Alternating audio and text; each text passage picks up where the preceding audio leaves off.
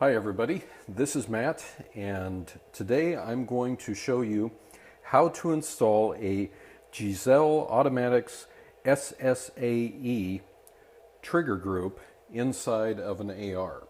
So this is their Super Semi-Automatic Enhanced trigger, which is a two-stage, and I'm going to show you how to do it without having a vise, because a lot of folks think, well, I need to have a vise in order to do this work, I need fancy tools. Not necessarily so, just take some good old know-how. So first of all, I'm going to remove this off to the side, and the thing that I want to do is I want to release the pressure on the hammer. So I'm going to hold it down, and as I engage the trigger, I'm going to let this come forward. Notice I did not let it slap forward, and the reason for that is simply because you don't want to damage your lower receiver. So at this point we can see where the hammer is sitting, how the springs are. The springs sit right on top of that pin that is there for the trigger, and what I'm going to do first is I'm going to remove this pin for the hammer. And how I'm going to do that is I'm going to just gently hold down on this, because this is going to be under tension, and I'm going to try to work this out and see if it's loose enough, and it's not. So I'm going to persuade it just a skosh, and we'll just give it a couple taps, get it started. And then I'm going to hold down on it, try to persuade it a little bit more, and there she goes. Let's get it through all the way if we can. And almost there. As they say, close but no cigar. And I'm going to give a couple more taps. There, I can feel that. See it coming out. So you just keep a hold of it, and now I can feel the tension. So I'm going to hold this guy, remove my punch, and then out it comes. So standard mil-serp, or mil-spec I should say, hammer is now gone, and I'm going to set this to the side. The next thing that we want to do is we want to remove the trigger, and when we do remove it, we're going to hold down on this.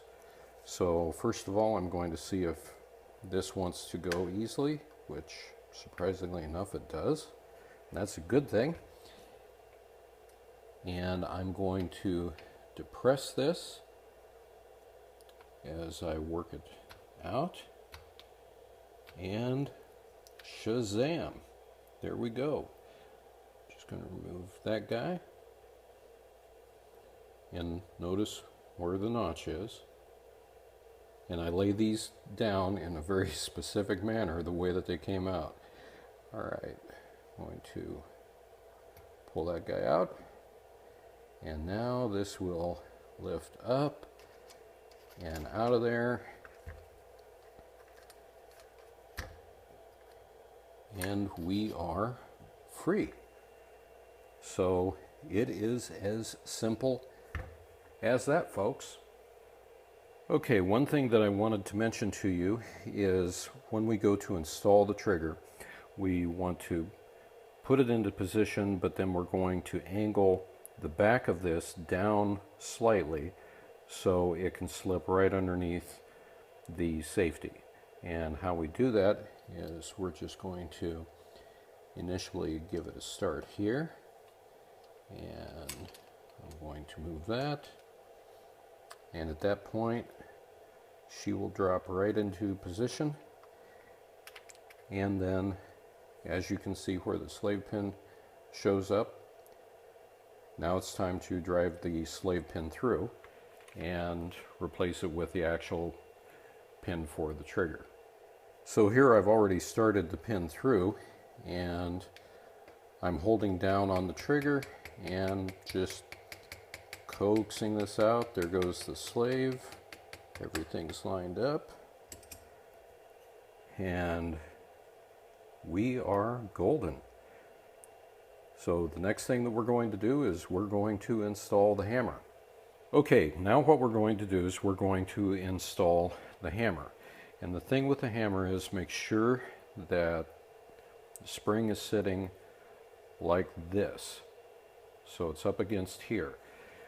These legs will be laying across this trigger pin. And so when you come down on this guy, you're going to have to hold down with quite a bit of force to get this to initially line up. And then once it's lined up, keep a hold of it and then start the pin through.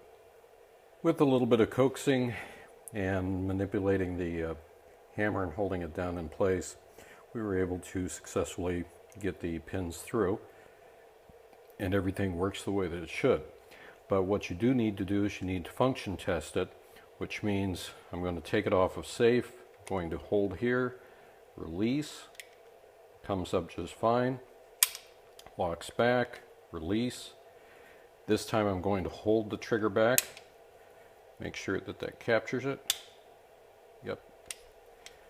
Try that again. We're good there. And finally, going to manipulate the safety. And we're good. So that is the installation of the Geissele Super Semi-Automatic Enhanced trigger for the AR platform. Finally, just to show you how great of a trigger this is, we're going to check it out. The original mil-spec trigger came in a little over 7 pounds. Well, with this, let's see what we've got here. Picking up stage 1. 4 pounds, 4.3 ounces. A significant change. Let's go ahead and just try this again to rule out any user error on my part. Make sure I've got that zeroed. Let's come back in here. Brakes at 4 pounds. Very, very, very sweet trigger. So you can't go wrong with installing this in your AR, and it will really help out the function of the weapon. Until next time, be safe out there and have a good one.